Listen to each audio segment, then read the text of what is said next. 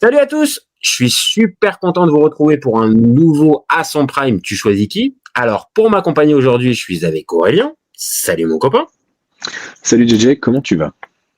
Ah écoute, bien, on va faire un À son Prime, tu choisis qui? Moi, ça me met toujours de bonne humeur. Mais alors là, celui-là, je vais être très très honnête, il m'inspire bien. Parce que déjà, c'est des gardiens. On n'a jamais fait sur la chaîne un duel de gardiens, donc c'est un nouveau débat. Et celui-là, entre Fabien Barthez et Hugo Lloris, je pense que là, il y a matière d'avoir un vrai match. Surtout que c'est, je pense, sur les quasiment 30 ans, sur les 30 dernières années, c'est quand même les deux visages de l'équipe de France. Hein. Ah bah oui. Et puis bon, alors on va pas rentrer dans un débat. Est-ce que c'est les deux meilleurs gardiens de l'équipe de France? Parce qu'on en a déjà parlé un tout petit peu. Il y a un certain Bernard Lama qui pourrait rentrer dans la discussion, mais là, on va se concentrer. On va se concentrer bien calmement sur Fabien Barthez et sur Hugo Lloris.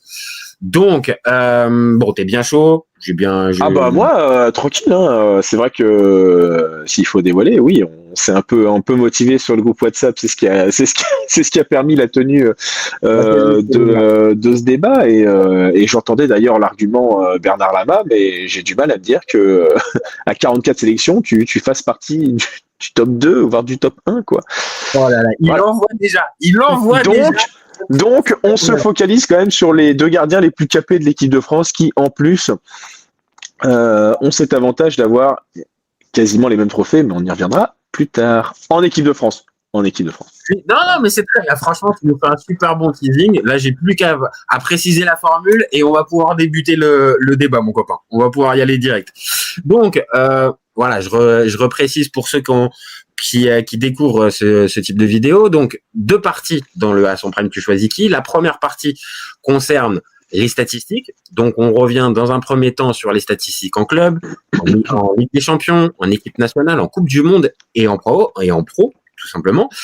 Après, on va passer sur des statistiques un petit peu accessoires, on va dire, les cartons, la longévité, les plus grosses victoires, plus grosses défaites. Les cartons rouges, ça m'a bien fait rire quand même. Ah, quand même. C'est vrai qu'en plus, pour deux gardiens, ça va être assez rigolo. Ensuite, pour terminer la partie statistique, on va étudier les palmarès collectifs et individuels. Ça, c'est pour la première partie, 10 points à prendre. Et pour la deuxième partie, 10 autres points à prendre. Et là, par contre, c'est de la sensibilité foot. Donc là, on va oublier un peu les chiffres, les stats. On va se rappeler un petit peu des souvenirs qu'on a avec les joueurs, les émotions qu'on a pu avoir. Et on va déterminer ensemble 5 paramètres: le charisme, l'importance dans l'équipe, le fait majeur, la régularité et la durée du prime.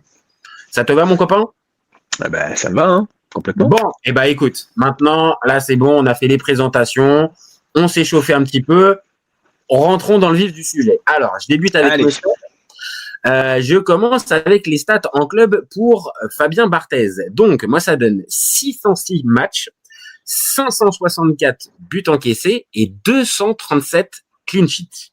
De ton côté, pour l'ami Hugo Lloris, ça nous donne quoi en club? Alors, ça nous donne 808 matchs, 886 buts encaissés et 278 clean sheets. Ok. Alors, là, ce qui me marque tout de suite, c'est que déjà, il y en a un qui fait 202 matchs de plus. Bon, ça interpelle quand même. On n'est pas encore sur la partie régularité, mais c'est vrai que là, ça interpelle. 808 matchs, c'est énorme de la part de Lloris. Moi, je pensais pas qu'il avait joué autant. Il démarre tôt. Et pour avoir vu, pour la préparation du débat, j'avais un peu vu Barthez et c'est vrai que il n'était pas forcément prévu, on va dire, de se retrouver aussitôt aussitôt dans les cages, parce que Lloris, il doit commencer vers 17-18 ans. Il prend, très peu du côté de Nice. Hein. Ouais, je pense qu'il prend directement la succession de Letizy, il me semble. Il y a une légère. Ou de Gregorini. C'est soit Gregorini, soit Letizy qui revient par la suite. Donc autant te dire que oui, il y avait besoin. Il y avait besoin de quelqu'un. C'est ça. Ça n'a jamais été deux gardiens qui m'ont fait rêver. Et surtout, Barthez, il arrête après la Coupe du Monde 2006. Donc je crois qu'il a 35 ans. Ouais, il fait juste une saison après, il fait la saison 2006-2007 du côté de Nantes, et après il arrête. Et d'ailleurs la saison de Nantes, bon, ça c'est pas trop pour il y a le quadruplé contre Steve Savidan. Et en plus, Lloris là, il est en train de jouer en MLS et je pense qu'il va jouer tranquillement jusqu'à 40 ans. Même s'il a perdu son copain Olivier. Oui, c'est vrai que là, il a perdu son copain Olivier, donc ça peut peut-être l'ambiancer à arrêter peut-être un peu plus tôt. Alors que s'il y avait eu le copain qui était là, il serait peut-être resté. Maintenant, juste je la précise, d'habitude, on prend des joueurs qui ont arrêté à chaque fois. Bon, là, il se trouve que Hugo Lloris, on a bien quand même compris que pour la fameuse question à son prime, tu choisis qui, le prime, il est déjà passé, et que c'est une histoire de soit semaine, soit mois, au maximum année, mais pas plus de une ou deux. Donc voilà, la carrière de Lloris factuellement n'est pas terminée, mais et après on parlait beaucoup des Bleus. C'est surtout sur ça où on se posait la question sur les Bleus. Donc là maintenant, il est bien en retraite des Bleus, Lloris. Oui, voilà, il s'est mis en retraite des Bleus, donc à partir de ce moment-là, on l'a considéré un peu logiquement aussi en retraite, le départ en MLS et tout ça. Donc là, juste, il faut qu'on arrive à trancher sur le bilan club. Je vais pas te mentir, je défends Barthez, mais le bilan en club, comme ça, j'ai plutôt tendance à donner le point à Lloris, parce que là, on compte pas vraiment le palmarès ou on va dire les parcours dans certaines compétitions. Là, on prend juste le bilan en club. Vraiment, en club, 606 matchs, 808. Celui qui en fait 200 de plus, pour moi, déjà de base, a un avantage. Et après, sur les ratios, Barthez a un meilleur ratio.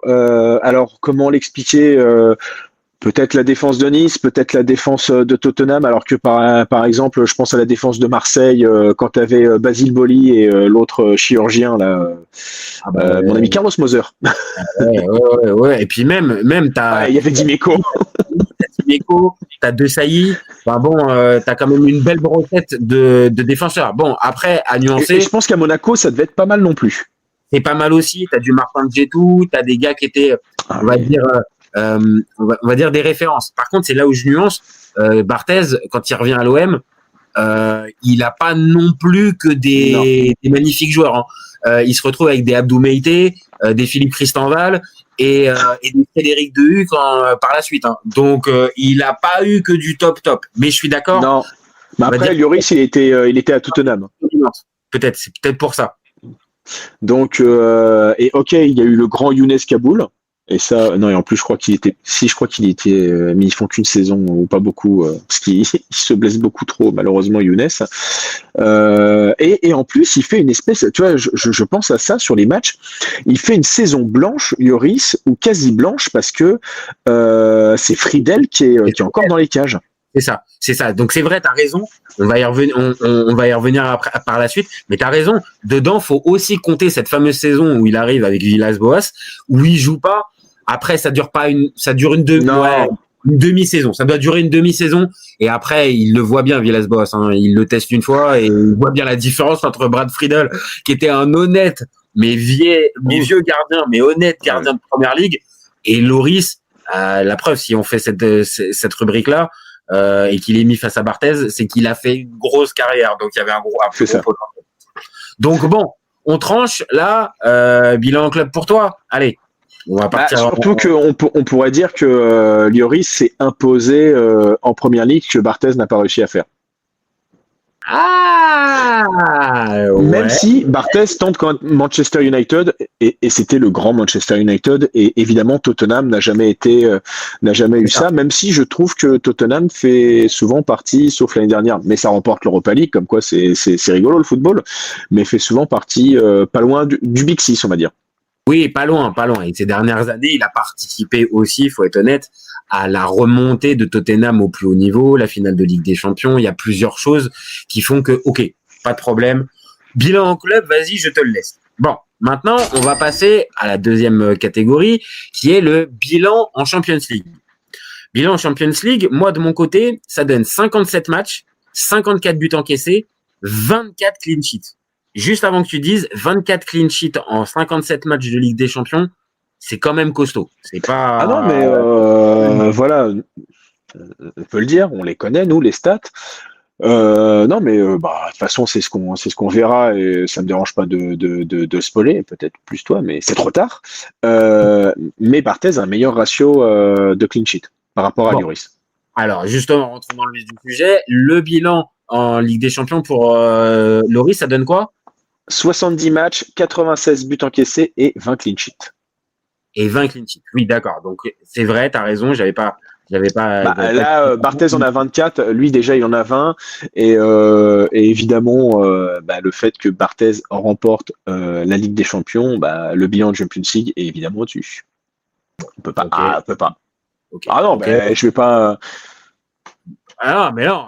Alors là, hey, tu sais quoi? C'est une des premières fois où là, clairement, c'est même pas ça. C'est vraiment là c'est même pas qu'on disque. Tu veux même pas discuter. Maintenant, moi, je pourrais essayer, à la limite, ça serait rigolo de défendre le bilan de Lloris, parce qu'en soi, on a commencé à en parler. Une finale de Ligue des Champions avec Tottenham, c'est pas rien. C'est pas rien non plus. Surtout que ça élimine Manchester City, quoi. Ah ouais, Manchester City. Et d'ailleurs, avec Lloris qui arrête un penalty de Agüero au match aller. C'est au match aller, oui, parce que le match retour, j'avais pas. Oui, je crois. Oui, t'as raison. Au match aller, il arrête un péno. Ouais, parce qu'en plus Guardiola, je sais pas ce qu'il fait sur le match aller. Il tente encore une compo improbable. Je crois qu'il laisse De Bruyne sur le banc. Enfin, il fait encore ces dingueries qu'il a longtemps faites. Et Tottenham en profite. Et mine de, même si derrière, après, c'est l'Ajax en face. Et qu'ok, il y a un scénario incroyable, mais il faut les sortir l'Ajax. Cette génération-là, elle était quand même folle. Après, oui, face à ce Liverpool-là, qui avait perdu déjà 2 ans avant en finale de Ligue des Champions contre le Real. Il savait quoi faire. Liverpool savait quoi faire pour gagner. Voilà. Mais c'est pas, encore une fois, je défends Barthez, mais on peut pas mettre sous silence que arriver en finale avec Tottenham, c'est quand même une sacrée performance. Et après, par la suite, il a été plutôt régulier. Même avec Lyon, le peu de fois où il fait la Ligue des Champions, il est quand même bon. Je me pose même la question, ça doit être lui. C'est Hugo Lloris qui est là pour le match contre le Real. Ouais, c'est Hugo Lloris quand il sort le Real avec le but de Pjanic. C'est plus Coupé, hein. Non, c'est plus Coupé. Pour moi, Coupé, il a pas joué avec Pjanic. Oui, et c'est pas Rémi Vercoute qui était là pour ce match-là. Non. Et c'est vrai, tu vois, moi j'ai des images aussi d'arrêt de Lloris dans la tête plusieurs fois sur sa ligne. Je sais qu'il y en a une, mais j'arrive plus à me rappeler quel match. Tu sais, le ballon, il arrête avec sa main. Le ballon roule sur la ligne et il arrive à se rejeter une deuxième fois pour. Deuxième fois.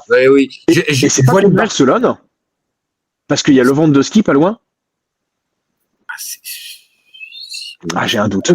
Peut-être. Honnêtement, je vois l'image, mais par contre, je serais pas capable de te dire le joueur en question, donc difficile de te redire le match. Mais je vois très bien l'image et oui, ça c'est aussi pareil une image forte de Lloris en Ligue des Champions.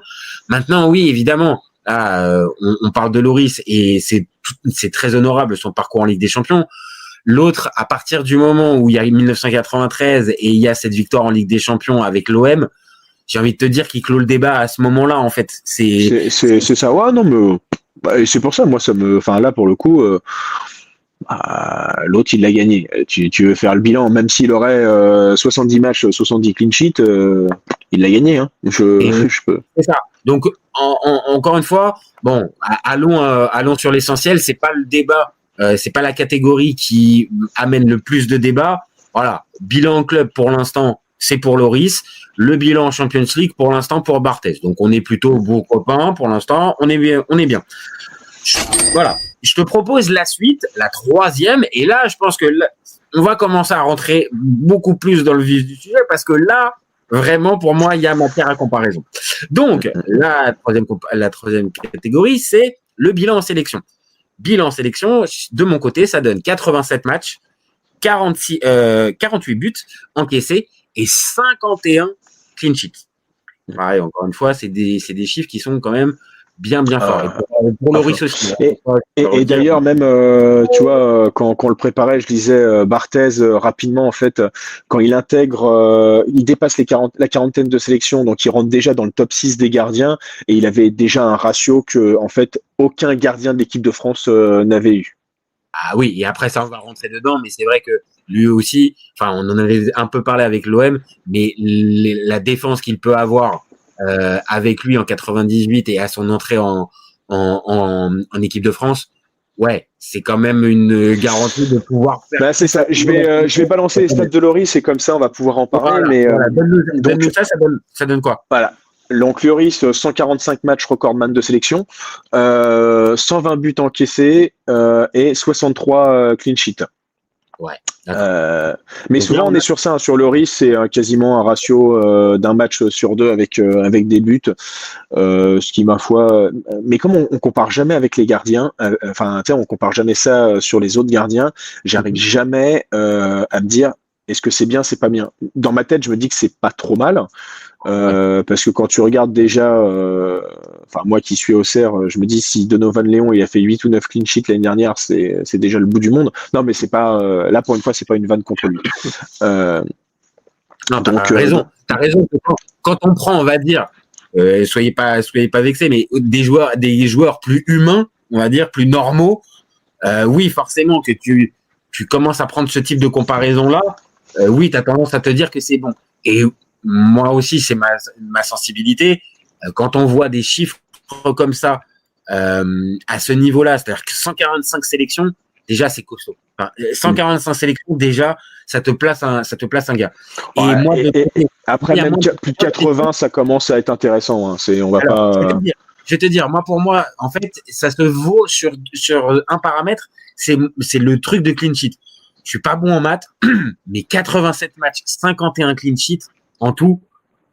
Putain, pour moi, ça me marque. Donc, en fait, si on résume, il a une longévité moins énorme que celle de Loris en bleu. Donc ça, c'est pas rien dans la comparaison. C'est un gros plus. Et il a le capitana. Loris a le capitana quand même. Hein. Et Loris 121 fois. Hein. 121 fois sur 145. Hein. Alors, c'est ce que j'allais te dire, parce que, attention, mon poulain, c'était pas non plus le perdreau de l'année à qui on confiait pas le brassard de temps en temps. Mais il en a eu 2 fois. Eh oui. Et c'était souvent, la plupart du temps, je vais te dire, la plupart du temps, il y avait un changement, un remplacement. Le premier qui récupérait le brassard, c'était Fabien. Mais par contre, oui, c'était pas lui, on va dire, le capitaine désigné, là où, faut être très honnête, un Loris a une légitimité comme gardien titulaire, mais surtout comme capitaine de l'équipe de France. Et tu m'as dit combien de capitana Alors j'ai noté 121 fois de mémoire et je voudrais pas te dire de bêtises. Alors tac, j'ai mis dans les plus du Loris. Et pourquoi c'est ça, 121 fois capitaine. 121, tu vois, 121 brassards de capitaine et t'en as 145. Ça veut dire aussi en plus, si on regarde on s'arrête un tout petit peu, ça veut dire que au bout de 21 sélections, il est capitaine. Parce qu'après, du moment où il le chope, c'est fini. Il n'y a plus personne qui va. C'est ça. Et tu vois, là, on peut aussi expliquer la différence de clean sheet. Barthez arrive à partir de. Enfin, il est installé après 96. Et 96, l'équipe de France recommence à être mieux. Parce que je pense que si on va prendre le ratio de Lama, il a dû s'en bouffer, le pauvre. C'est vrai qu'il a essuyé tous les pots cassés. Et pareil, la montée en puissance de tous les gars qu'on vient de dire, en 96, elle n'est pas encore effective. Hein. Donc, tu en as certains qui peuvent être bons. De Sailly est déjà bon. Mais par exemple, la défense, Thuram n'a pas ce niveau-là. Lizarazu n'est pas encore ce contre-attaquant qu'on connaît. Et Laurent Blanc, il est encore en train de naviguer un peu à droite. Pour moi, elle est meilleure en 96 que quand Loris commence vraiment à être installé post post 2010 d'ailleurs. Non, elle doit arriver 2011-2012 parce que il y avait Mandanda. On se posait la question l'autre jour avec Paul. C'est Loris ou c'est Mandanda qui est gardien en 2010? Alors pour moi, sur le but de Zlatan, c'est Lloris qui se fait faucher. 2010. Donc Coupe du Monde 2010 là, je sais que tu as voulu l'oublier cette Coupe du Monde 2010. Ah ouais, putain. Je comprends. C'est ça, ouais. Mais 2000... Bon bah alors encore plus, tu vois. le mec, il arrive en 2010 et donc il va quand même souffrir on va dire jusqu'en 2014 parce que la souffrance, elle dure jusqu'au match aller contre l'Ukraine, quand même. C'est vrai. Et voire même jusqu'à la 20e minute et le premier but de Mamadou Sakho. Donc ça dure vraiment un temps. Donc là, ça dure longtemps. Ouais, ça dure un temps. Après, ça explique pas tout, mais ça peut, ça peut expliquer pourquoi il y a si peu de clean sheet parce que putain, l'équipe de France entre 2009 et 2013, on va dire, même si on commence à avoir des dés. C'est compliqué. Donc là, moi je vois un truc, c'est qu'on est en train de défendre, toi comme moi, le bilan en sélection. Et là, je vais te dire, je pense que ni toi ni moi, on va lâcher le point. Je vois, si tu as envie de le lâcher, pas de problème. Moi, je le prends et ça me fera bien plaisir. Mais globalement, je sens que tu vas pas le faire. Et pour te rassurer, j'ai pas envie de le lâcher non plus parce que pour moi, même si j'entends les 140... Si tu le lâches maintenant, si je peux le lâcher là sur les clean sheets, mais alors tu le lâches pour le bilan en Coupe du Monde. Mais non. Après, attention, il y a eu des débats, il y a eu certains débats. On en a fait un l'autre jour avec Nico entre Essien et Derossi sur les 5 rubriques statistiques. 4 fois, il y a eu égalité. Donc, encore une fois, l'idée, c'est pas d'en donner un à chaque fois obligatoirement. Si vraiment on n'arrive pas à trouver consensus, ni toi ni moi, écoute, c'est égalité. Après, il faut pas faire preuve de mauvaise foi, c'est ça le truc aussi. Non, le problème, alors, c'est que je suis quand même un peu un homme de statistiques et de mathématiques, et j'avoue que les clean sheets, ça joue sur les deux, même si, évidemment, Lloris, on va dire, même si parfois il pouvait se prendre 1 ou 2 buts, il sortait des parades pour éviter peut-être les 3e ou 4e buts, quoi. C'est ça.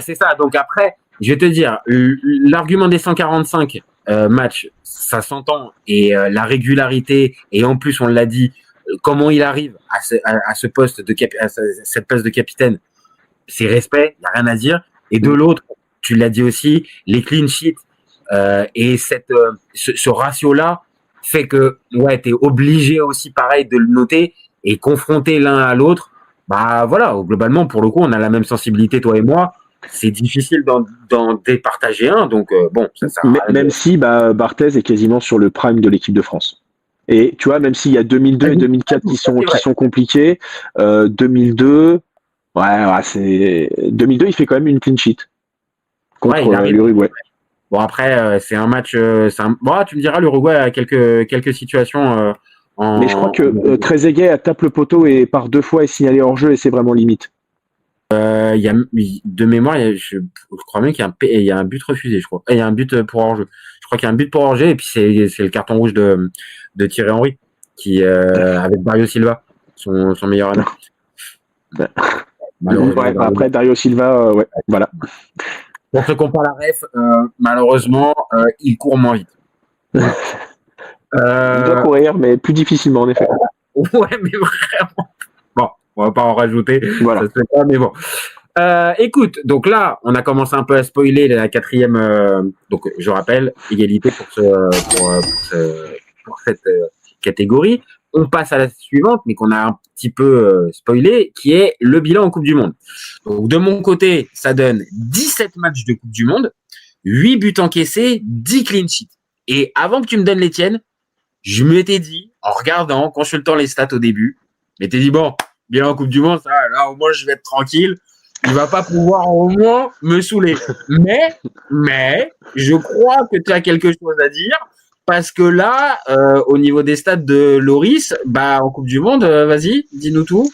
Alors, c'est 20 matchs, 20 buts encaissés et 8 clean sheets. Donc ça joue à 1-2 matchs, mais ça joue aussi à 1 ou 2 matchs pour pour Barthez en moins. Donc ça va à 17-20. Alors c'est vrai que ça fait que Lloris est le 5e joueur le plus capé des Coupes du Monde. Donc ça, mine de rien, et c'est le premier gardien. C'est le premier gardien. C'est ça que j'avais remarqué. J'arrive plus. Ça m'énerve de plus le retrouver, mais ouais, j'avais vu ça. Écoute, déjà, là, je laisse les stats parce que pour moi, elles sont impressionnantes. 20 matchs en Coupe du Monde. Après, il faut pas oublier quand même qu'il y a sur ces 20 buts encaissés, t'en retires au moins 6 face à l'Argentine. Parce que... oui, mais bon. Après, ouais, mais attends, si on va parler. Il y a 2000. Oui, non, mais ce que je veux dire, c'est que il y a 2018 et 2022 où ça fait des scores improbables. Dis-toi que donc 6 buts sur les 20 encaissés, 30% des buts de Lloris, c'est face à l'Argentine. C'est quand même dingue. Non, c'est vrai que présenté comme ça, et en plus sur 2 matchs. Parce qu'à la limite, tu peux te dire peut-être il les a joués 3-4, et c'est sur 2 matchs. Et dernier point, avec Didier Deschamps. Donc autant te dire que là, ça fait quand même beaucoup de trucs pour que les planètes soient alignées, pour que ça se passe mal. Moi, franchement, je vais te dire, le bilan en Coupe du Monde, on est obligé, même si c'est un tout petit peu plus tard dans notre débat, on est obligé de forcément penser à qu'est-ce qu'ils ont fait au final en Coupe du Monde, hormis les stats bruts. Les stats bruts. Ils ont fait exactement la même chose. Et voilà, c'est ça. C'est-à-dire que le bilan en Coupe du Monde, ils ont fait tous les deux finales, déjà. Ça pose les bases déjà pour les 2 garçons. 2 finales. Et en plus, ils en perdent. Celles qui perdent, ils la perdent de la même manière. Donc, oui. En plus, si on va pinailler, il y en a aucun des deux qui fait un arrêt sur penalty. Ah oui, aucun. Ils les perdent de la même manière. Donc, vraiment, après, c'est une question de sensibilité. Il y en a, ça sera toujours le truc. Il y en a qui sont plus sensibles à 98 qu'à 2018. C'est une histoire de génération et plein de choses.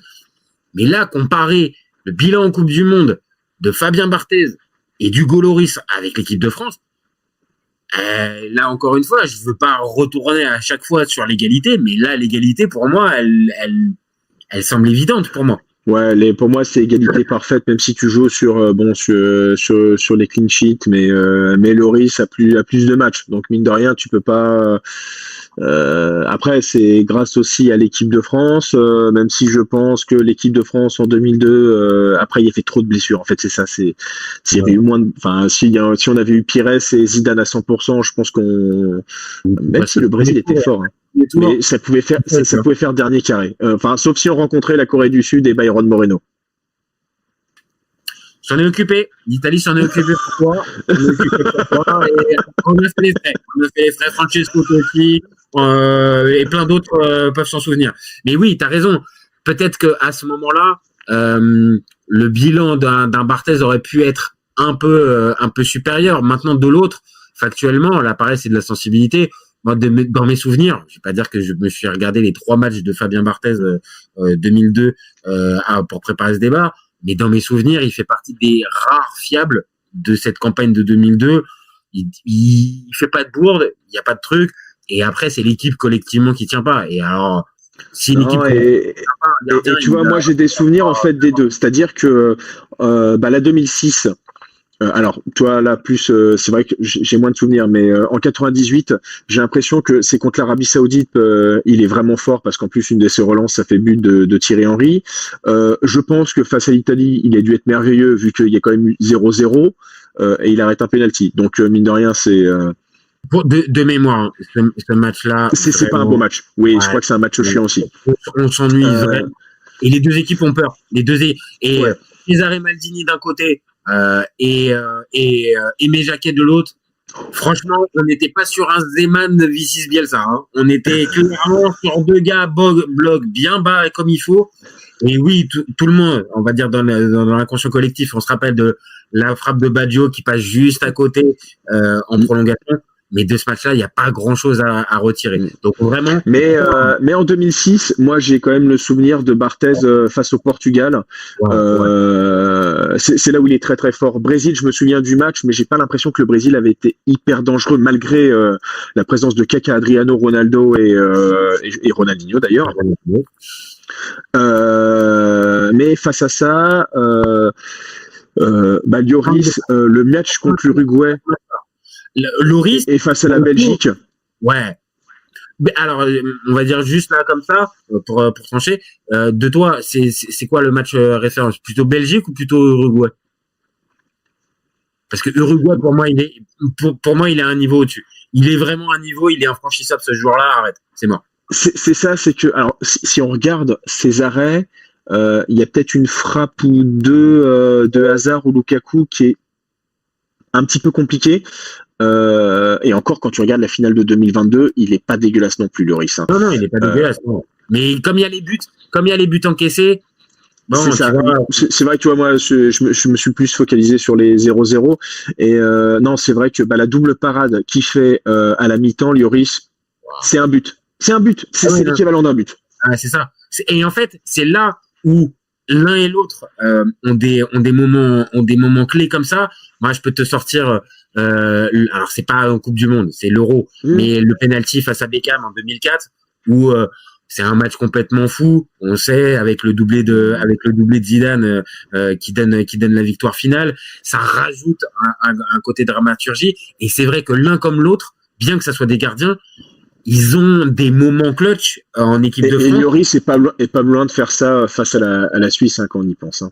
Bah ouais, parce que s'il y a pas, je vais pas aller dans le sens de Didier Deschamps, mais s'il y a pas cet éteignage de lumière, cette éteinte de lumière à partir du moment où il y a le 3-1, bon bah oui, peut-être pareil. Lloris, il a peut-être là son match majeur en équipe de France, peut-être.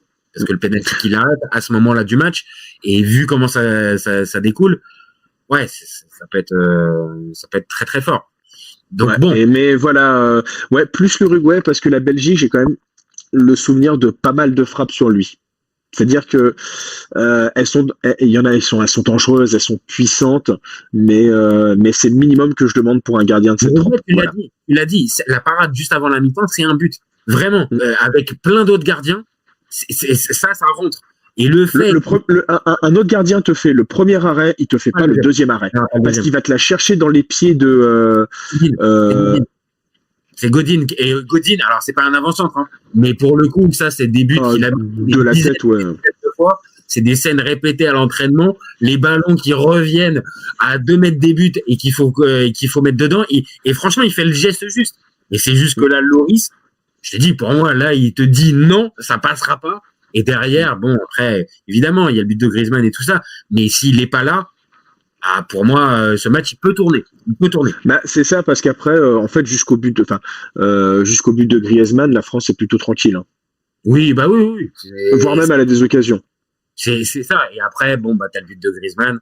Et là, pour le coup, là, ça se termine. Et là, après, oui, la lumière, elle est éteinte pour l'Uruguay. Ah bah oui, puis là tu te mets à leur place, hein, tu peux comprendre, hein, franchement c'est un peu compliqué. Bon, après avoir disserté, là pour le coup, on a vraiment parlé des bilans en Coupe du Monde des deux. Bon, on est d'accord, égalité pour les deux. Égalité là. Égalité. Bon, je te propose donc la dernière page de stats importante. Donc là, ça va être le bilan chez les pros.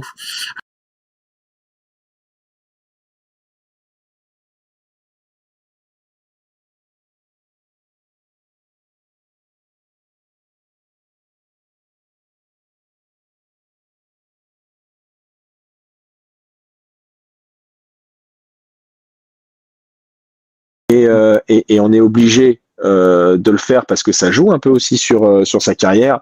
Le fait qu'il ait la piche à l'air contre Casablanca. Ah bah oui. Bah, ouais. Bon, tu nous spoil déjà une petite. Et son échec à Manchester United. Alors, l'échec à Manchester, t'as raison de le préciser, c'est, on va dire. Putain, et au Guignol, il se faisait terminer. Et quand je plonge à gauche, il tire à droite. Ah, c'est vrai qu'à ce moment-là, les Guignols, en plus, c'est période all-time des Guignols, ils sont vraiment très, très bons. Et oui, on peut pas passer sous silence. Dans le bilan en club, moi, je peux le défendre une partie, mais c'est vrai que autant la Ligue des Champions, bah oui, ça fait partie de ses, on va dire, de ses forces. Mais derrière, la carrière en club est pas autant, est pas du même niveau. Et vu qu'on fait la comparaison avec Loris, oui, Loris, quand on est en train de voir la régularité, les 960 matchs en pro, les 606 matchs, les 800 matchs en club, bon bah. Ouais. Et en plus, on n'a pas regardé, mais à Tottenham, il devait être pas loin d'être capitaine. Ah bah oui, je pense que le brassard, il le chope pas qu'une saison. Donc oui, là pour le bilan en club, je suis obligé d'aller dans ton sens. Là pour le coup, c'est pour. Tu vois, c'est un peu le débat qu'on avait. Est-ce que tu préfères quasiment faire 1000 matchs, sachant que c'est pas 1000 matchs national, Carquefou, voilà, c'était ça que je voulais dire. C'est pas 1000 matchs à Carquefou, c'est 1000 matchs en Ligue 1 et en Première Ligue, où en effet, tu as ce qui est un score honorable, attention, 653 matchs. Oui, il n'y a pas de problème là-dessus. 693 matchs, voilà, c'est 700 matchs pro, c'est génialissime aussi. Mais en attendant, c'est vrai que tu as un gros pic qui est 93, et c'est vrai qu'à partir de 99-2000, c'est un peu plus chancelant, sachant que, mais en bleu, il a toujours été bon. Et c'est ça qu'en fait j'ai toujours aimé chez Barthez, c'est que et ça équivaut pour les deux, c'est-à-dire que ce sont des gardiens où je me suis senti serein, alors que à un moment on testait Ramé, voilà, on testait Letizy, on avait Charbonnier, on avait Porato, on avait Landreau. Voilà, tu vois, qui prend une frappe de James McFadden à 30 mètres, ça je m'en rappelle toujours. Coupé aurait arrêté. Ça c'est sûr, parce que Greg, il avait des défauts, mais les mains en savonnette, très rarement quand même. Mais la face quand même de Greg Coupé à ce moment-là, qui dit ouais non mais celle-là moi je l'aurais arrêté. Franchement, c'est quand même pas très très cool pour le mettre en place quand même. Mais bon, après on peut comprendre Greg Coupé. J'avoue, mon poulain lui a bouffé toute sa carrière en bleu, donc je peux comprendre qu'il avait un petit peu le seum. En plus, peut-être de se faire bouffer la place par un Landreau. Ok, je peux comprendre. Déjà qu'en 2006, je crois que de mémoire, les inside, c'est Coupé deux doigts de claquer la porte de Tignes. Ah non.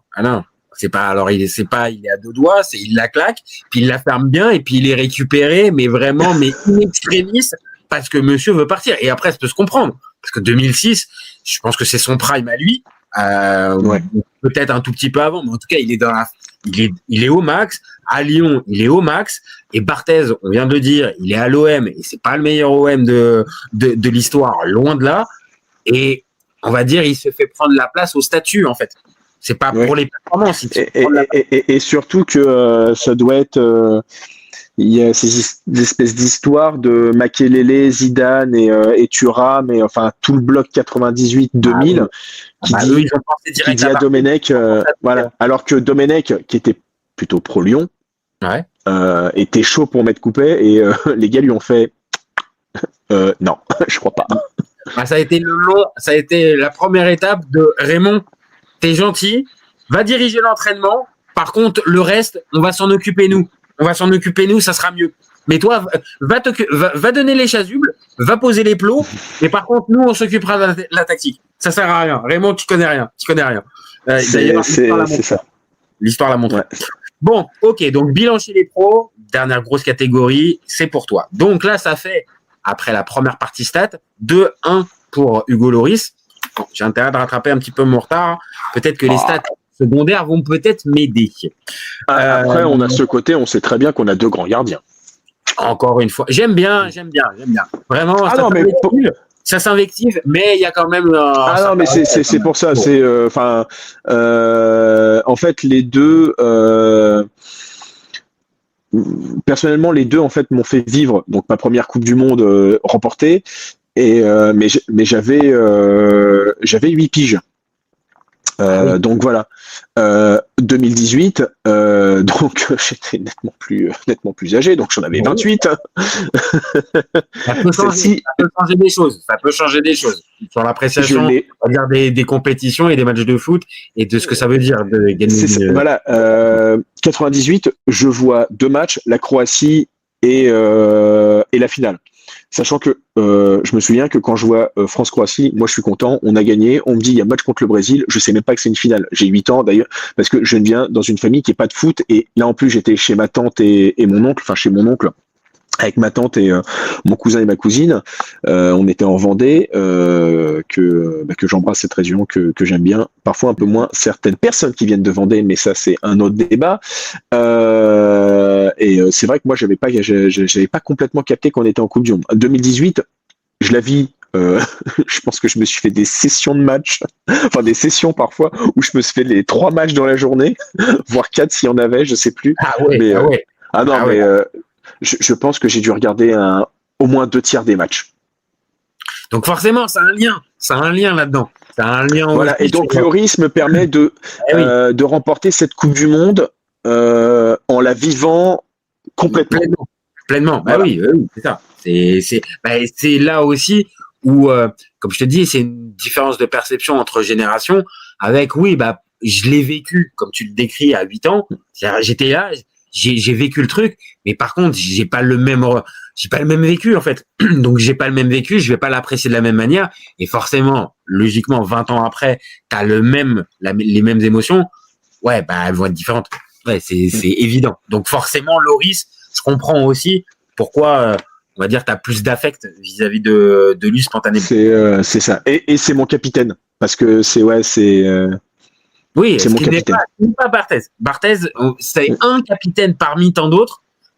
C'est on va dire, un leader, peut-être parmi tant d'autres, mais c'est pas le capitaine. À la différence Mais il de n'avait pas besoin d'être capitaine. Parce que forcément, avec des Deux Sailly, des Blancs et des Thuram, t'avais pas besoin d'être capitaine.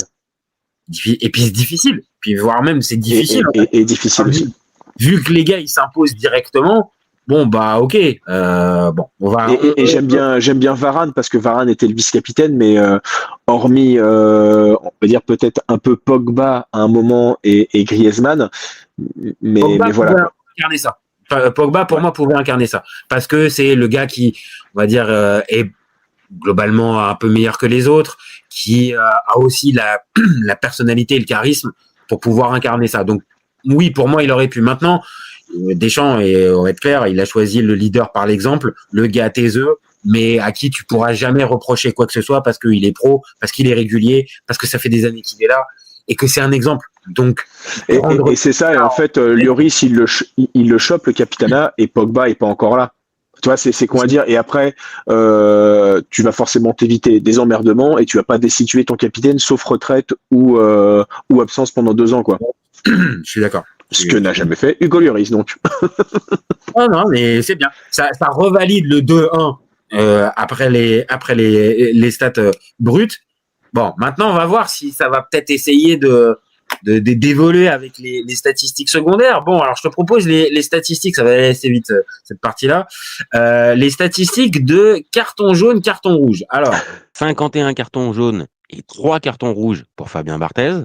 Et ça nous donne 13 cartons jaunes et 4 cartons rouges pour Hugo Lloris. bon, on va enchaîner avec les stats de régularité. Enfin, oui, de longévité, pardon. Longévité. Donc, premier match officiel pour Fabien Barthez le 21 septembre 1991. Dernier match officiel 28 avril 2007. Donc ça fait 16 ans de professionnalisme. Pour Hugo Lloris, ça nous donne le premier match officiel le 26 octobre 2005 et le dernier match officiel au minimum le 1er décembre 2025.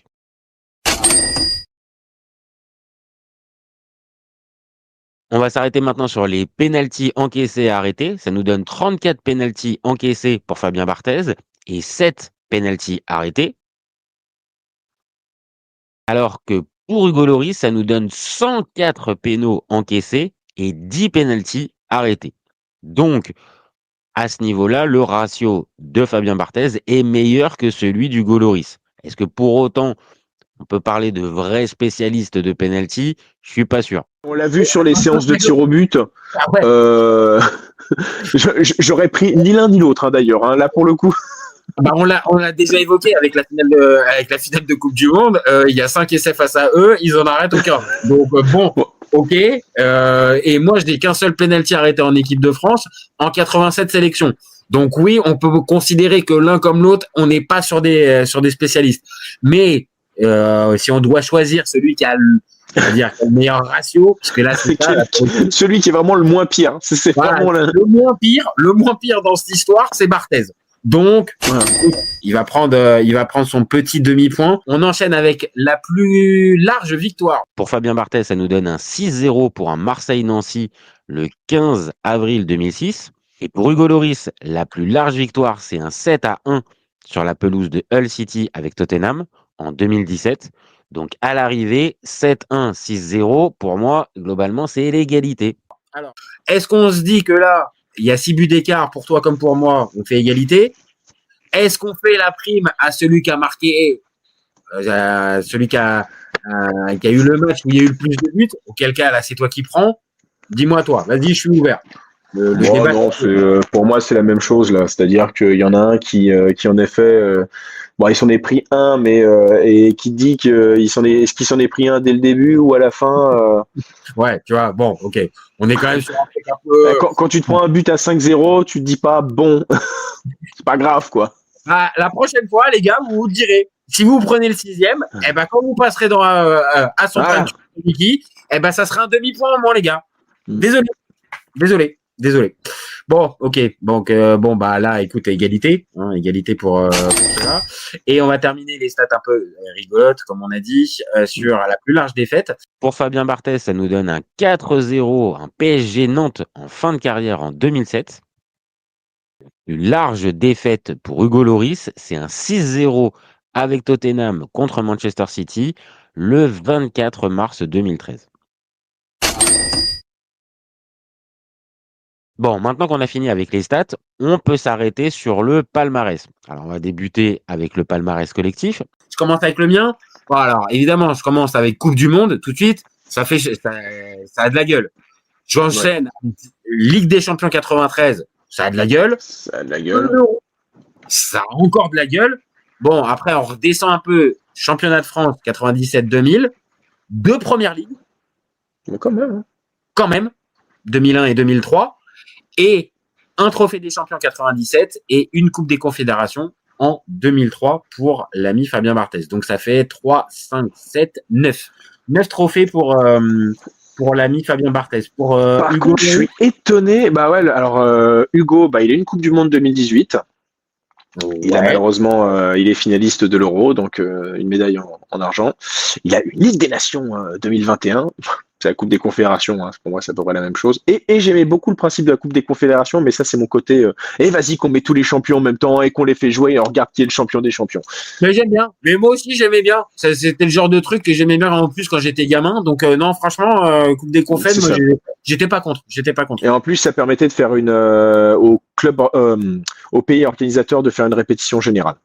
Exact. Je suis d'accord. C'était tout le monde y gagnait. Donc, Coupe du Monde, Ligue des Nations. Après, qu'est-ce qu'on a d'autre pour Hugo? Une Coupe de France. Oh. 2012, donc quasiment une des dernières avant que le PSG rétame tout. Un trophée des champions, comme Barthez. Et une US Open Cup. J'espère que c'est vraiment la coupe de MLS parce que je sais qu'ils ont 2 coupes nationales à la con et j'arrive jamais à m'en dépêtrer. Bah écoute, moi j'ai pris l'info sur Transfermarkt, ils l'ont référencé en US Open Cup. Alors, est-ce que c'est vraiment l'équivalent de notre coupe nationale? J'en sais rien. Non, parce qu'en plus avec leur système de ligue fermée, je pense que c'est toujours un petit peu embêtant. Elle est ouverte à toutes les équipes de soccer normalement. Donc vieille Coupe de France. Voilà, donc et je vois en 2022, même si c'est pas la bonne année, mais il y avait eu 103 participants. Donc on est sur une coupe, on est sur une coupe nationale. Donc, allez, on va pas chipoter, on va lui compter une coupe nationale. Bon, c'est ça. Si on est très honnête là, sur les palmarès, Que là, Ah bah, ça. voilà. Fait chier qu'il soit arrivé dans le mauvais Lyon, hein, parce qu'il est arrivé dans le Lyon des années 2000. En fait, je vais te dire, ça aurait peut-être pas complètement équilibré, mais si par exemple il a le palmarès de Lyon, de Coupet avec Lyon, Ouais. là par contre, là je te dis, ah ok, là on va se poser 2 minutes pour débattre. Mais là, vu que Coupe du Monde, on l'a dit, ils l'ont en commun. Loris n'a pas l'Euro. Voilà, Loris n'a pas l'Euro.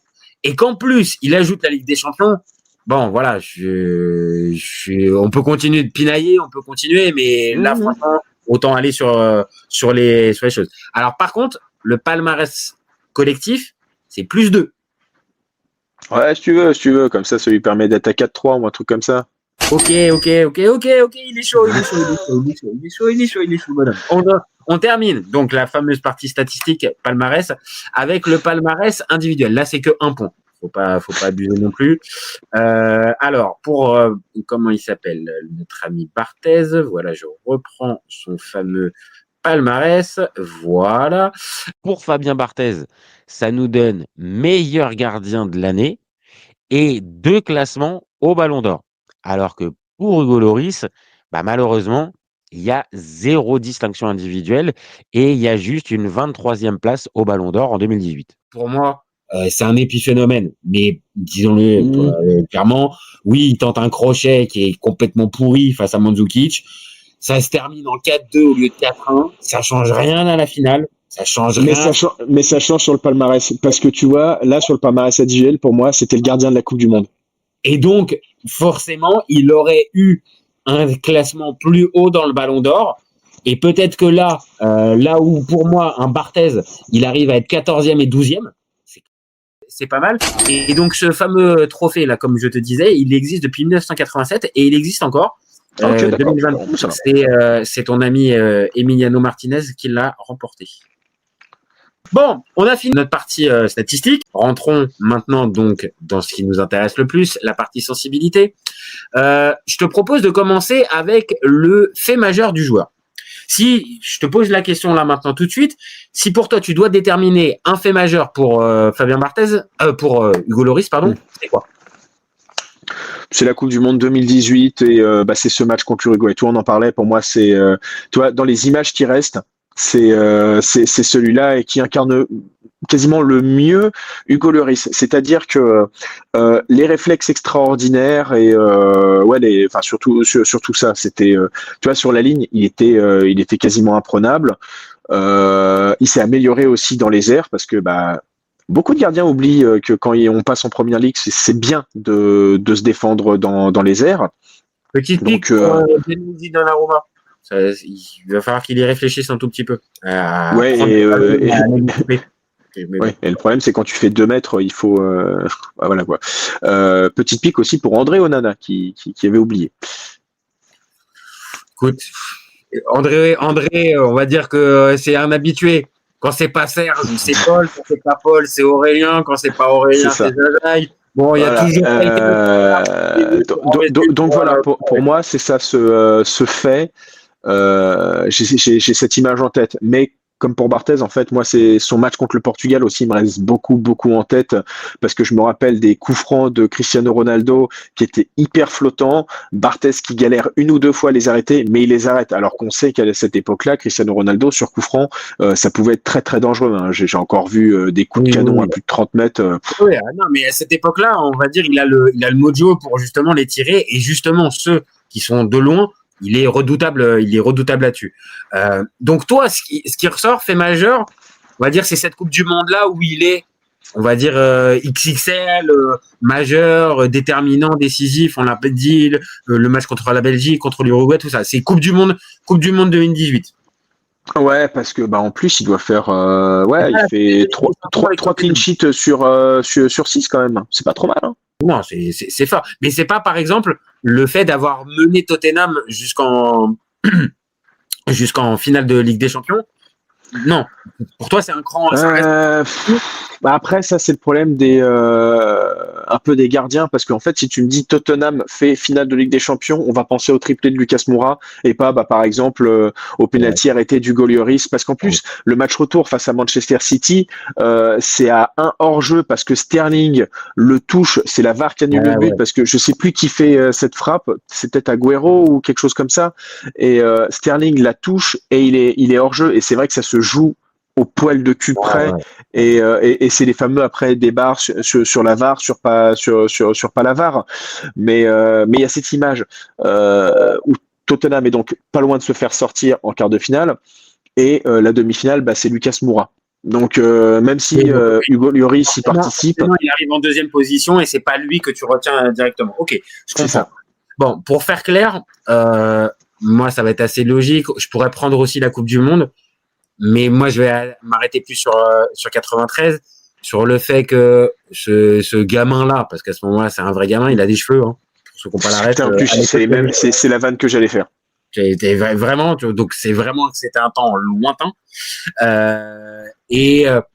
Au-delà, parce que sur cette finale-là, faut être très honnête, il est pas extraordinaire, il fait le taf, mais il n'a pas non plus un boulot dingue dans cette finale.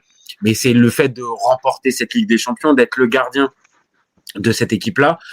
On se rappelle, t'auras peut-être pas cette ref-là, mais à cette époque-là, normalement, le gardien, c'est Olmeta. Olmeta se blesse, il prend la place et il va plus jamais la lâcher. Et par la suite. J'ai vu, il y avait Gaëtan Huard aussi avant. Oui, il y a eu Gaëtan Huard. Oh, putain, il y en a eu tellement. Il y a eu Joseph-Antoine Bell, Gaëtan Huard, Olmeta. Et Barthez arrive. Et c'est un peu le petit pitchoun, quoi, qui vient de Toulouse. Il a une bonne petite réputation. Et en fait, moi, c'est ça qui me marque. Alors, peut-être parce que j'étais jeune aussi. Mais que, en fait, il a jamais eu peur, en fait. Et ce match-là, il est un peu à l'image de sa finale de Coupe du Monde 98, quand il sort sur Ronaldo et qu'il y va et qu'il prend le ballon et qu'il va au contact, il n'hésite pas. En fait, c'est ça que je retiens. Et forcément, la Ligue des Champions, pour moi, elle a une signification particulière. Au-delà du fait que je sois supporter marseillais, c'est la fameuse première fois qu'un club français remporte une Coupe d'Europe. Et je dis même pas le à jamais les premiers, c'est même pas ça. C'est le fait qu'enfin une équipe française remporte une Coupe d'Europe. C'était une anomalie. Il y avait eu plein de finales. Il y avait eu plein de fois ça passait à côté.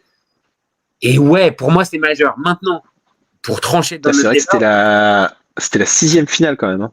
Ouais, tu vois, il y avait eu Saint-Étienne. Il y en a eu plusieurs. Et à chaque fois, il y avait ce côté, on n'y arrive pas, quoi. Ah, ils sont meilleurs, ces Italiens, ces Allemands, ces Anglais, ces Espagnols, ils sont toujours meilleurs. Et là, pour une fois... C'est Yougoslave.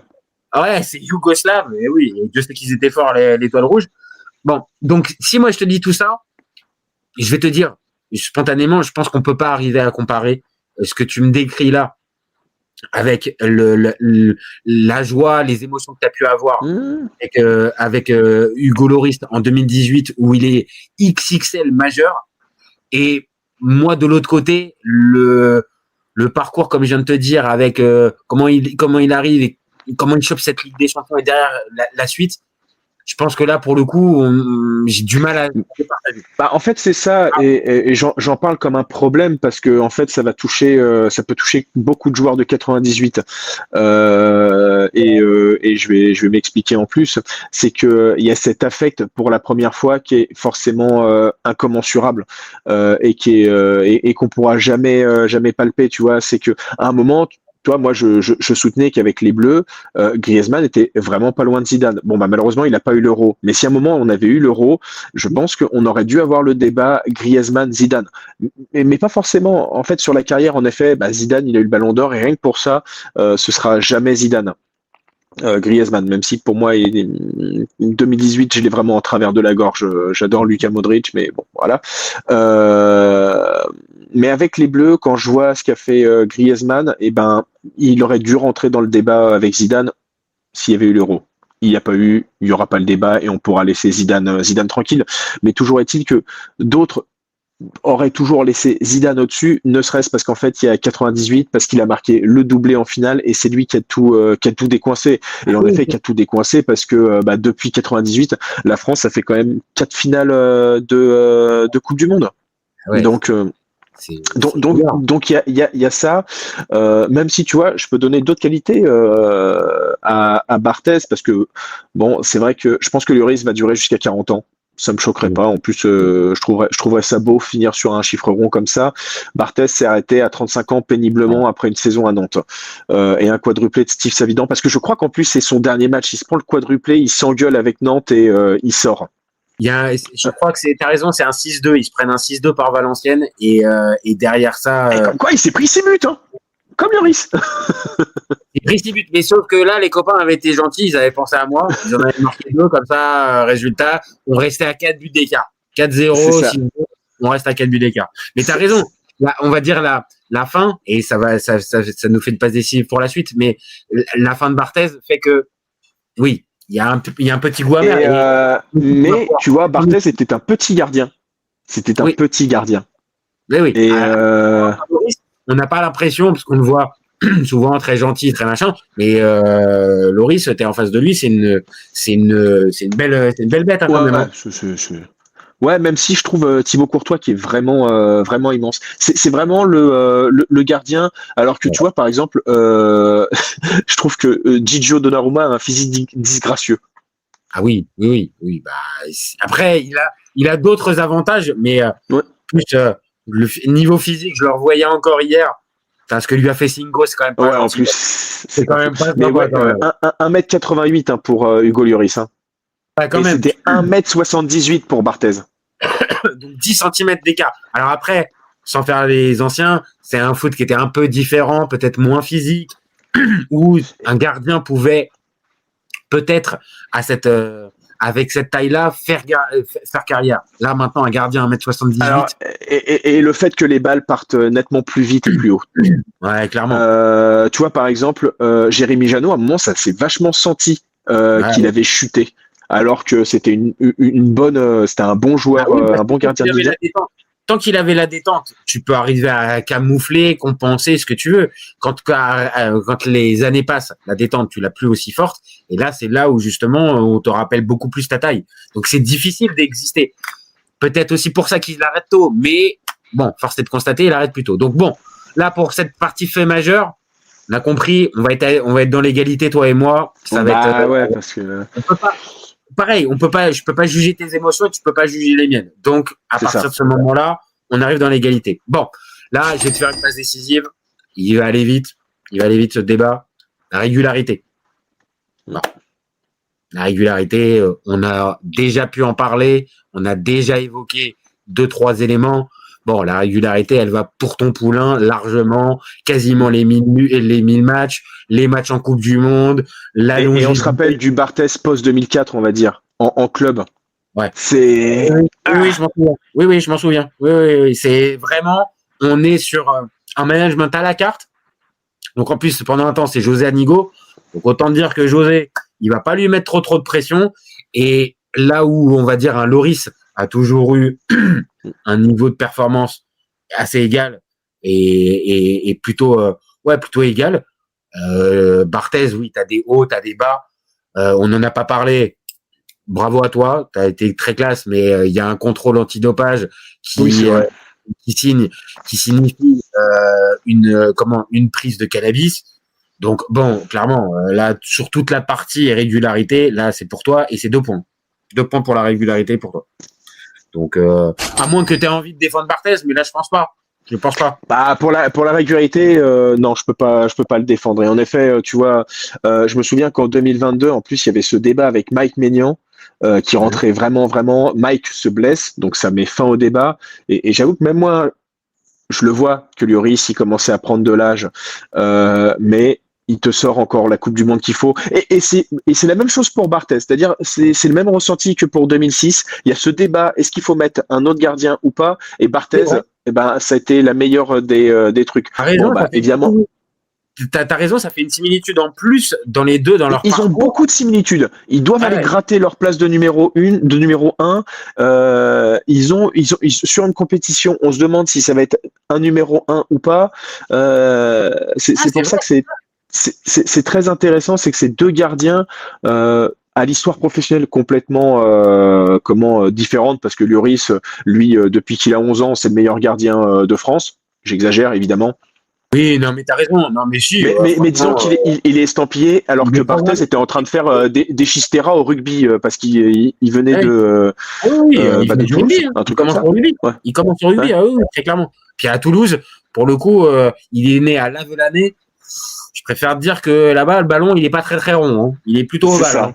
Et on n'est pas là-dessus. Donc oui, la régularité, ça sert à rien, je pense, de débattre pendant un temps. Bon, là, c'est pour toi, c'est 2 points supplémentaires pour toi. Bon, là, moi, j'ai tendance à te dire que celle-là, pour moi, elle est assez rapide aussi. C'est le charisme. Alors, peut-être que tu vas me dire que le charisme, il y avait ce fameux taiseux, donc Lloris, qui était capable de pouvoir en imposer, mais peut-être pas directement, médiatiquement et tout ça. Bon, de l'autre, moi, j'ai quand même tendance à te dire que le look, la personnalité, c'est ça. Mais j'ai déjà vu Lloris s'énerver quand même quelques fois, en fait, parce que ça, tu vois, ce côté charismatique. Or, c'est sûr, hein, Lloris, quand tu le vois comme ça, il n'y est pas. Mais en fait, sur un terrain. C'est le genre idéal. Voilà. Mais sur un terrain, en fait, t'as pas tout le temps la caméra fixée sur Lloris. Et je me souviens quand même de 2-3 fois où tu le vois après avoir fait des parades, il était capable de dire Raphaël, tu vas là, machin, bidule. Mais sur le charisme de base, on va dire de façade, sans mettre la caméra, vraiment un point of view d'Hugo Lloris. Oui, et c'est pour Fabien Barthez. Ah oui, parce que voilà, on l'a dit. Moi, ce qui me marque surtout, c'est alors après pareil, ça allait. Tu disais ça aussi. C'est l'époque dans laquelle il est bien entouré. Il y a des mecs, on va dire, qui le valorisent aussi, parce que très souvent, que ça soit Zidane, que ça soit les gars derrière, valorisent vachement Barthez. Et c'est vrai que bah oui, de tout à l'heure, ça le pénalise quand il a des comportements entre guillemets anti-sportifs, mais de l'autre, ça rajoute, on va dire là pour le coup, ce côté un peu charismatique. Bon bah oui, tu verrais jamais un Hugo Lloris qui va pisser pendant un match. Bon bah ouais, non, très clairement, c'est pas du tout l'ambiance. Donc oui, sur ça, pour moi, c'est Barthez. Maintenant, il va nous rester la dernière. La dernière, et là, je pense qu'il y a match pour cette dernière. Il nous en reste 2 dernières. C'est l'importance dans l'équipe et la durée du prime. Durée du prime, pour moi, très sincèrement, c'est pour toi. C'est pour toi. Ouais. Oui, si tu veux, sachant que après, moi, j'ai pas tu vois, je prends toujours ce truc en équipe de France. 96-2006. Je vois pas de différence Barthez est toujours au top. Et pareil, Lloris 2014. C'est plus long. Ouais. Voilà. On en revient toujours à la même chose. C'est-à-dire que cette fameuse régularité, il t'aurait bien aidé. Hein. Il t'aurait bien aidé avec sa régularité dans le débat. Mais on revient toujours à la même chose. C'est-à-dire que vu que le gars est plus régulier sur la durée dans machin, oui, ok, Barthez, pas de problème. 98-2006, parce que 96, c'est pas lui, hein. C'est Lama. Donc 98, pas de problème. Mais Lloris, on vient de le dire, c'est 2012, voire même 2010. Faudrait revérifier si c'est pas lui, c'est lui ou Mandanda. Il me semble que c'est lui dans les cages. Et tu vois. Parce que après, c'est Ruffier qui fait le match contre la Norvège. Voilà, tu vois. Donc pour moi, je pense sincèrement. Durée du prime, bah oui, on l'a dit en plus, Barthez s'arrête plus tôt, il a une fin de carrière qui est un peu poussive. Là, ok, on pourrait dire que c'est un peu poussif si tu veux pour Lloris, mais jusqu'à son départ de Tottenham, il est dans un club performant, bon, qui est ambitieux. Enfin non, là pour moi, la durée du prime, elle est plus courte pour Barthez que pour Lloris. Si tu devais la déterminer, toi, tu mettrais quoi pour, on va dire, sa meilleure période 2018-2020 pour moi. Ouais, 2018-2020. C'est là où il est. 2018-2020 Ouais. C'est là. Voire même s'il faut pousser 2016 peut-être. 2016-2020. Ouais, je pense. Ouais, tu sais quoi, ça me va. Et pour Barthez, on va dire 98-2000. 93, on n'a pas assez. 93, on n'a pas assez. Il y a cette Ligue des Champions, ok, qui est grossissante, machin. Mais on le voit vraiment. avec cette responsabilité équipe de France, tout ça, 98. Et pour moi, 98-2000, il est majeur, mais c'est 2 ans. Et après 2002, bah, on le dit, il redevient un peu pas ordinaire, mais moins exceptionnel. Là où un Lloris 2016-2020, ouais, il est au max de son art. Donc, 2 points pour toi pour le. Non, et en plus, les primes sont plutôt équivalents, quoi. Je vais pas. Tu vois, autant peut-être un Lama était nettement plus. C'était la discussion qu'on avait, était nettement plus félin, tout ça. Je pense que c'est ça. Je pense que Lama, si on venait à faire ce débat-là, il a un prime qui est peut-être, allez, je vais pas dire plus fort, mais au moins sensiblement égal aux deux. Et même moi, spontanément, je vais te dire même plus fort. Par contre, là, en termes de régularité, de carrière et tout ça, oui, ça se discuterait. Et encore plus, là où tu as raison d'accéder le débat, surtout en équipe de France. Parce que 44 sélections, on peut pas se battre à armes égales contre des gars qui ont 145 et 87 sélections. C'est pas et voilà, c'est quand même 2 gardiens de niveau sensiblement identiques et d'un très très bon niveau, quoi. Enfin, c'est surtout ça. Donc là, il va nous rester la dernière et je pense ça va être difficile de trancher, mais importance dans l'équipe. Est-ce que tu en trouves un qui est plus important dans l'équipe que l'autre?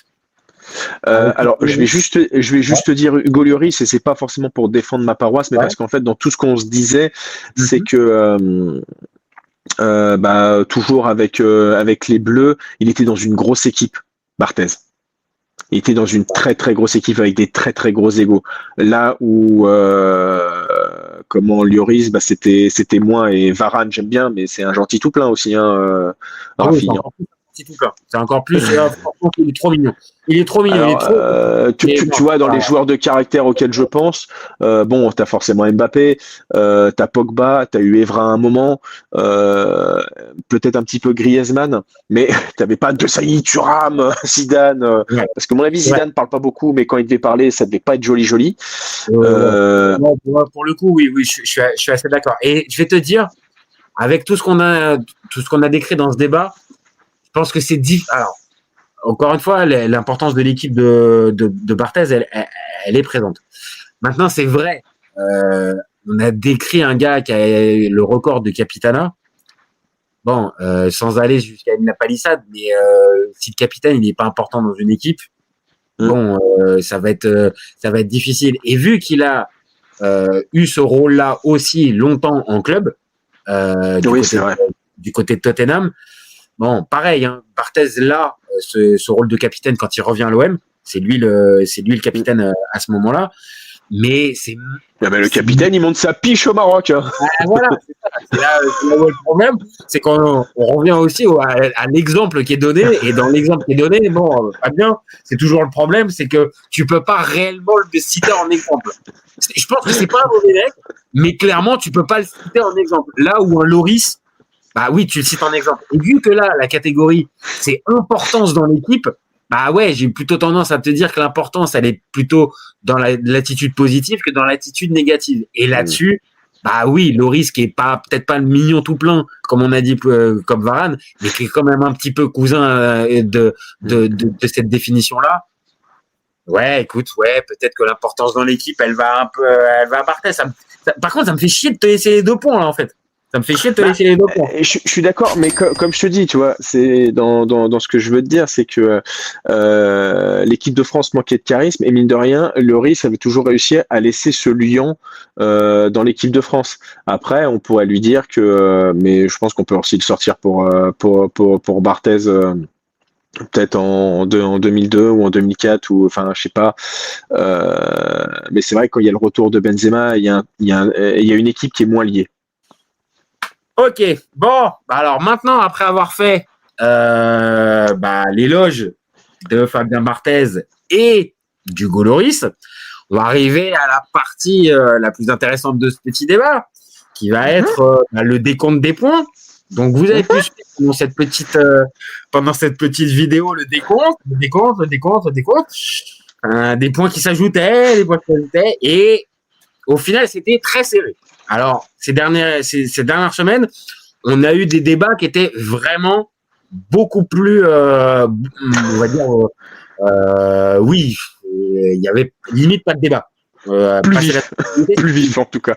Voilà. Plus passionné. Là, il a existé jusqu'au bout. Et la preuve, il a penché sur la dernière catégorie qui est l'importance dans l'équipe. Mais je tiens à faire remarquer que cette fameuse importance dans l'équipe, j'ai aussi un peu initié le fameux, bon, il a été capitaine, il a été tout ça, donc bon. Ah non, mais oui.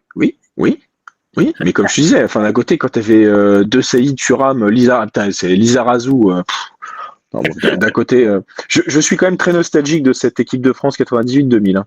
Oui. Non, ça par contre, tu peux. Parce que là, en termes de, on va dire, s'identifier à des gars, ouais, t'avais plus de gars. T'avais tout. C'est-à-dire que tu voulais être le philosophe, t'étais Lilian Thuram. Tu voulais être le queutard, t'étais De Sailly. Tu voulais être le soldat, t'étais. Voir Manu Petit, hein, parce que Manu Petit, je crois. Mais en tout cas, sur les rumeurs que j'ai et de ce qu'on m'a déjà dit, c'était Marcel. Et Marcel qui tombe plusieurs fois aussi pour des tests de paternité aussi. Hein, mais bon, c'est. Plusieurs fois, mais je pense que c'est des dizaines de fois. Je pense qu'à ce niveau-là, Marcel, bon. Champion du monde lui aussi. 2 fois. Sacrément champion du monde. Donc bon, là, j'ai essayé. Vraiment, j'ai essayé. J'ai donné tout ce que j'avais pour Fabien. Il restera pour moi le meilleur gardien de l'équipe de France. Voilà. Malgré ce débat, malgré cette évaluation, malgré tout ça, il restera dans mon cœur comme le meilleur gardien de l'équipe de France. Bon, vu l'intérêt que je porte à l'équipe de France, ça peut s'entendre. Mais à l'arrivée, c'est Hugo Lloris qui est le grand vainqueur de ce à son prime. Tu choisis qui? Bravo mon Hugo, l'enfant du peuple, comme dirait notre ami Serge. J'aime pas les enfants du peuple, nanani, nanana.